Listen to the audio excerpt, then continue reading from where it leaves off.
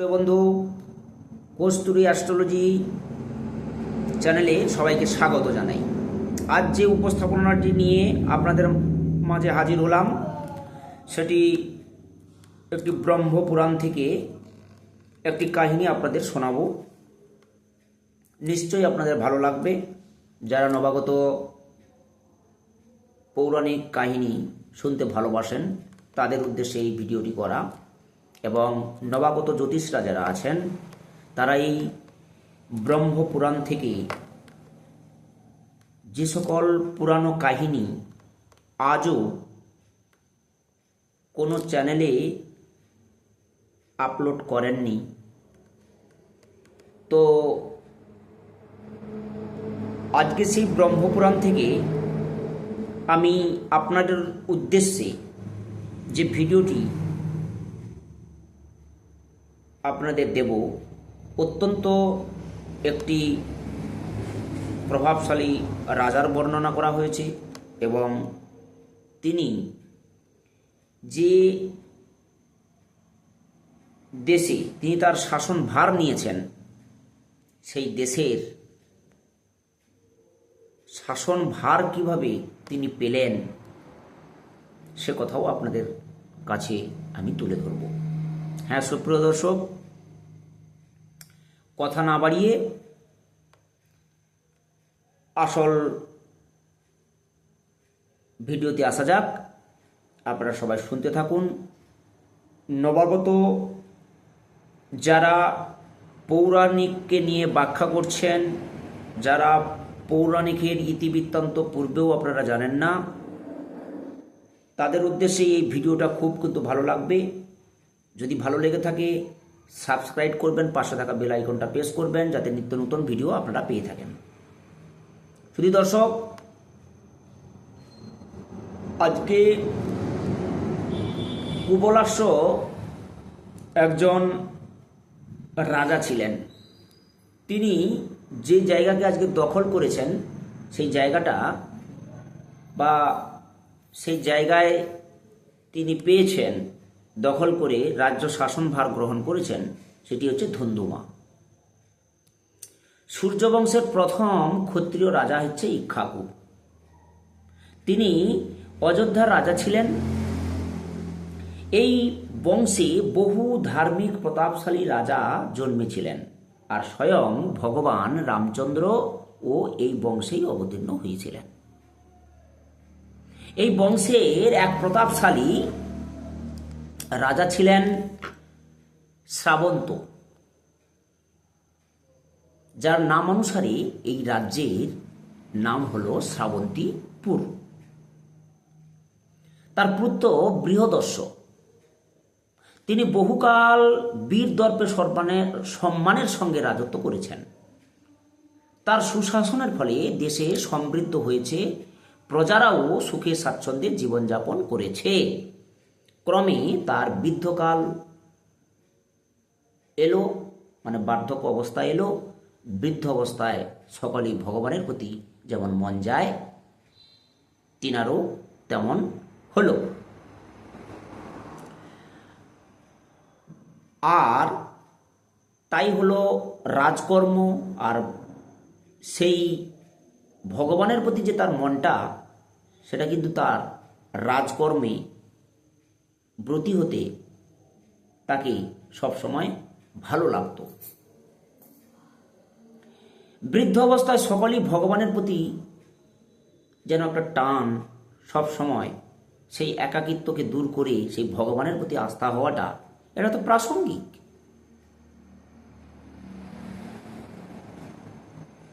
তাই গৃহাশ্রম ত্যাগ করে করার কথা তিনি চিন্তা করলেন। তিনি যেই গৃহে বসবাস করলেন সেটা তিনি একদিন চিন্তা ভাবনা করলেন যে আমি গৃহত্যাগী হয়ে যাব। তার পুত্র কুবলাস্য গুণে জ্ঞানে বীরত্বে যোগ্য অধিকারী হয়েছে। কাজেই তিনি সেই পুত্রের হাতেই রাজ্যের ভার দিয়ে বনে গমন করলেন, এমন নির্ণয় তিনি নিলেন। তারপর পুরাকালে মানব জীবনে চতুরাশ্রমের কথা ছিল। ব্রহ্মচর্য, গার্হস্থ, বানপ্রস্থ, আরও সন্ন্যাস। যারা বৃহৎ ঠিক করলেন পুত্রের হাতে রাজ্য দিয়ে বানপ্রস্থ অবলম্বন করবেন। তাই একদিন রাজ্যের প্রজা সকল এবং মহামান্য মন্ত্রীদের উপস্থিতিতে তার জাঁকজমক সহকারে কুবলস্যকে রাজসিংহাসনে বসানো হল। বানপ্রস্থে যাওয়ার সময় সমুপস্থিত এমন সময় মহর্ষি উতঙ্গ মহারাজের জয় হোক বলে রাজসভায় উপস্থিত হলেন। যোগ বলে বলিয়ান মহাশক্তিধর মহর্ষিকে দেখে বৃহদস্য একেবারে অবাক হয়ে তাড়াতাড়ি কাছে গিয়ে মহাসমাদরে পাদ অর্থাদি দিয়ে তাকে আপ্যায়ন করে তারপর তাকে জিজ্ঞাসা করলেন তার আগমনের কারণ কি। তদুত্তরে মহর্ষি বললেন, আমি শুনলাম তুমি নাকি বানপ্রস্থে যাবে। মহর্ষি বললেন, কিন্তু মহারাজ, দেশে এখনো উপদ্রব আছে, একে সম্পূর্ণ নিরুপদ্রব না করে আপনার বানপ্রস্থে যাওয়া উচিত হবে না। উতঙ্গের কথা শুনে মহারাজ বৃহদস্য একেবারে অবাক। সে কি, আমি তো চর মুখে জেনেছি যে আমার রাজ্যে কোথাও কোনো উপদ্রব নেই। হে মহর্ষি, আপনি বলুন, আপনার তপস্যায় কি কেউ বিঘ্ন ঘটাচ্ছে? ঋষি বললেন, আমি সমুদ্রের তীরে আমার আশ্রমে বসে দীর্ঘদিন ধরে জপ তপ করছি। জায়গাটি আমাদের পক্ষে বেশ মনোরম। এতাবৎ কাল কোনো অসুবিধাই হয়নি, কিন্তু সম্প্রতি যে আমার সাধনা নাই বাধা সৃষ্টি কেন ইদানিং খুব হচ্ছে, এবং আমার যোগ শক্তিতে কোনো কাজ কিন্তু হচ্ছে না। তাহলে কি করা যাবে? ঋষি কথা শুনে বৃহদস্যকে জিজ্ঞাসা করলেন, কে আপনার সাধনায় বাধা দিচ্ছে? আমাকে বলুন, আমি এক্ষুনি তাকে বিনাশ করব। কথায় তার ধাম, কেমন করে সেই উৎপাত করে, আমাকে দয়া করে বিস্তারিত বলুন। ঋষি বললেন, ধূপ নামে রাক্ষস, মধু রাক্ষসের ছেলে সে। তার অত্যাচারে ঋষিগণদের সাধনা জপ তপ সব লোপ পেতে বসেছে। যক্ষ রাক্ষ গন্ধর্ব এমনকি দেবতাদেরও অবশ্য সেই ধন্দু। সমুদ্রের তীরে বাড়ির নিচে সে থাকে। দেবতাদের বরে বলিয়ান হয়ে এখন মদমত্ত হয়ে উঠেছে সে কাউকেই আর ভয় করে না। সব সময় সে সকলের ক্ষতি করতেই তিনি ব্যস্ত। তার প্রাসাদ থেকে বছরে একবার করে সে যে নিঃশ্বাসটা নেয়, এমন প্রবল বেগে নিঃশ্বাস যে সমুদ্রের তীরবর্তী এলাকায় যে বালুর যে কণাগুলো, সেগুলো চতুর্দিকে ঘূর্ণিঝড়ের মতো পাক খেতে খেতে খেতে খেতে উপরে উঠতে থাকলো। সূর্যের আলোকে সেই বালু রাশিকৃত ঘূর্ণিঝড় ঢেলে যেন একদম চতুর্দিকে মগ্ন করে ফেলেছে, এবং কুয়াশার মতো একদম প্রদক্ষিণ হয়ে গেছে সেই বালুকণা। মনে হলো যেন অবশেষে সূর্য অস্ত চলে গেছে বলে মনে হচ্ছে। আর ভূমিকম্পের মতো কেঁপে উঠছে পৃথিবী। 2-4 মিনিট বা 2-4 ঘন্টা নয়, একেবারে 7 দিন সারা রাত ধরে এই ভয়ঙ্কর ব্যাপার চলছে। মহারাজ, এর ফলেই সকলেরই ক্ষতি হচ্ছে। মুনি ঋষিরাও বাদ পড়েছে এবং যারা তপস্যা করছেন তারাও কিন্তু এই জায়গাতে তাদের ক্ষতিও হয়ে যাচ্ছে। সূর্যের আলো না পেয়ে কৃষিক্ষেত্রে অরণ্যের বৃক্ষরাজি সব শুকিয়ে মরে যাচ্ছে। তার ফলে ফল মূল পুষ্পাদি কিছুই অবশিষ্ট আর থাকছে না। আপনি ধর্মের রক্ষক, কাজেই এই অত্যাচারের প্রতিকার না করে আপনার বানপ্রস্থে যাওয়া উচিত বলে আমার মনে হয় না। মহর্ষি উতঙ্গের কথা মন দিয়ে সব শুনলেন রাজা বৃহৎ। তারপর সবিনয়ে বললেন, হে মহর্ষি, এখন তো ফেরার আর উপায় নেই। আমি সংকল্পে স্থির এবং গমনেও প্রস্তুত হয়েছি। তবে আপনার তপস্যার যোগ সাধনায় যাতে কোনো বিঘ্ন না ঘটে সে বিষয়ে আমি অবশ্যই করব। বর্তমানে আর আমার পুত্র কুবলাস্য এ রাজ্যের রাজা, বীর হিসেবে তার খ্যাতি আছে। আমি মনে করি বীরত্বে কুবলাস্য আমার থেকে কোনো অংশে কিন্তু কম হবে না। সে নিশ্চিত ধুন্ধুমাকে বিনাশ করে রাজ্যের শান্তি শৃঙ্খলা রক্ষা করবে। বৃহদস্যের কথা শুনে মহর্ষি উতঙ্গ বললেন, মহারাজ, আমি যোগ বলে জেনেছি এই ধুন্ধু কেবল রাজশক্তির দ্বারা নিধন হবে না। দেব বলে বলিয়ান ওই রাক্ষস, ওকে বধ করতে হলে আমার তপ শক্তি দিয়ে রাজশক্তিকে বাড়িয়ে তুলতে হবে।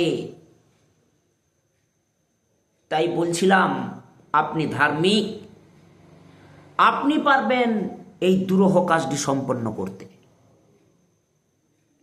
বৃহদস্য বললেন, হে ঋষিবর, আপনি কোনো চিন্তা করবেন না। আমার সাহায্যে আমার পুত্রই ওই রাক্ষসকে বধ করবে। তারপর তিনি তার পুত্র কুবলাস্যকে ডেকে বললেন, শোনো পুত্র, এই ঋষিবর যাতে নির্বিঘ্নে যোগ সাধনা আর তপস্যাদি করতে পারেন, সকল প্রজাগণের মনে যাতে আতঙ্ক দূর হয়, তা তুমি প্রাণপণে সেই চেষ্টা করবে। তুমি সেই পাপাচারী ধুন্ধু রাক্ষসকে বধ করবে। বানপ্রস্থে আমি যাবার জন্য প্রস্তুত। এই কথা বলে বৃহদক্ষ রাজপ্রাসাদ থেকে অরণ্যের উদ্দেশ্যে বেরিয়ে পড়লেন, বাকি জীবনটা তপস্যা করে কাটিয়ে দেওয়ার জন্য।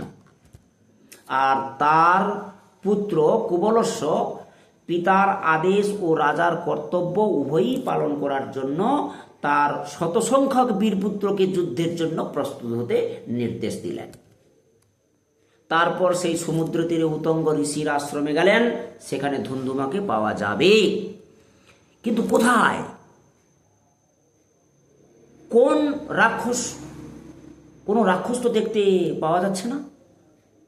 সেখানে ব্যস্ত উঁচু বালির স্তূপ ছিল। কুবলাস্য তার পুত্রদের বললেন,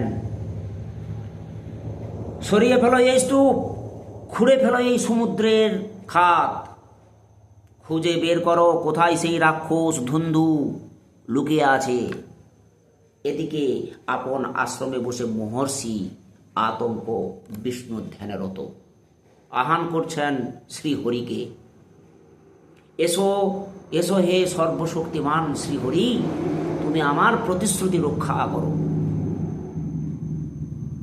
কুবলাস্যকে দাও তোমার অমিত শক্তি, যাতে সে ধুন্ধুমাকে বিনাশ করতে পারে।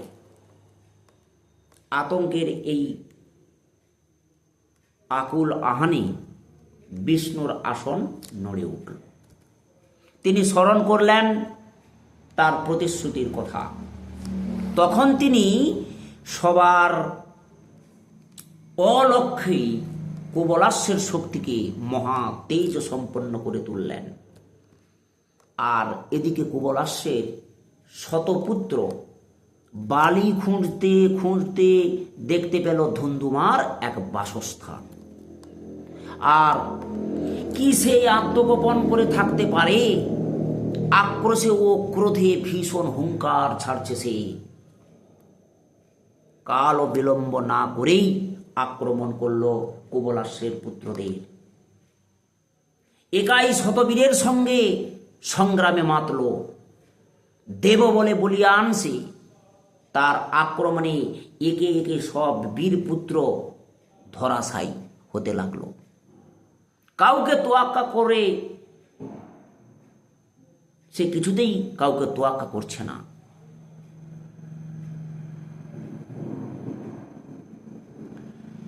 এমন সেই রাক্ষস সেই ক্রোধে রক্ত জবার মতো হয়ে গেছে, কাউকেই তিনি তোয়াক্কা করছেন না। প্রায় সকলেই যখন নিহত হয়ে গেল, কুবলাস্যের শতপুত্রের মধ্যে 3 জন মাত্র জীবিত। এখন এমন সময় ধুন্ধুর চোখ পড়ল কুবলাস্যের দিকে। তার চোখ দিয়ে যেন আগুনের ঝলক বেরিয়ে পড়ছে। ছুটে চলল কুবলাস্যের দিকে। এদিকে তখন কুবলাস্য কিন্তু বিষ্ণুর তেজ অমিত শক্তির অধিকারী। তারপর ভীষণ যুদ্ধ শুরু হলো। ধীরে ধীরে ধুন্ধুর তেজ কমে এলো। অবশেষে লুটিয়ে পড়ল মাটিতে। ঋষির উতঙ্ক পরম আনন্দ লাভ করলেন। নিঃশঙ্ক হলো সকল দেশবাসী। দেশে ফিরে এলো আবার শান্তি। ঋষিবর কুবলাস্যকে আশীর্বাদ করলেন। আর তার যে 97 জন পুত্র ধুন্ধুমার হাতে নিহত হয়েছিল, তারা সবাই ঋষির আশীর্বাদে প্রভাবে সদ্গতি লাভ করলেন এবং ধুন্ধুকে বধ করে কুবলাস্য ধুন্ধুমার নামে বিখ্যাত হলেন। এই ছিল দর্শক বন্ধু আজকে ব্রহ্মপুরাণের অন্তর্গত একটি কাহিনী আপনাদের উদ্দেশ্যে আমি এটি কাহিনী বিবেচিত করে আপনাদের উদ্দেশ্যে দিলাম। যদি ভালো লেগে থাকে, আবারও বলছি, নিত্য নূতন ব্রহ্মপুরাণের বহু ঘটনা আপনাদের মাঝে আমি তুলে ধরব। যদি ভালো লেগে থাকে আর যদি মনে করেন যে কোনো একটি মতের যারাই যদি কেউ পড়ে থাকেন বা যদি কেউ এই কাহিনীগুলো পড়ে যদি মনে ডাউট কাটে, যে মনে করেন যে মনে হচ্ছে কোথাও না কোথাও একটু খামতি রয়ে গেছে, তাহলে সেটা আমার তো মনে হয় না যে এটা কোনো রকমভাবে যুক্তিসঙ্গত বলেই আমি উদ্ধাপন করলাম আপনাদের সামনে ব্রহ্মপুরাণের বিভিন্ন তথ্য, এবং আশা রাখছি আপনাদের এটি গ্রহণযোগ্য হবে এবং সেই সঙ্গে আপনারা পাশে থাকুন। নিত্য নতুন ব্রহ্মপুরাণের অন্তর্গত বিভিন্ন কাহিনী আপনাদের মাঝে তুলে ধরব। তাতে আপনাদের শুনতে আগ্রহী হলে আমার নিত্য নতুন ভিডিও কিন্তু আপনাদের উদ্দেশ্যে আমি প্রেরণ করব। হ্যাঁ দর্শক বন্ধু, সবাই ভালো থাকুন, সুস্থ থাকুন। জয় মাতারা, জয় গুরু বামদেব, জয় মাতারা।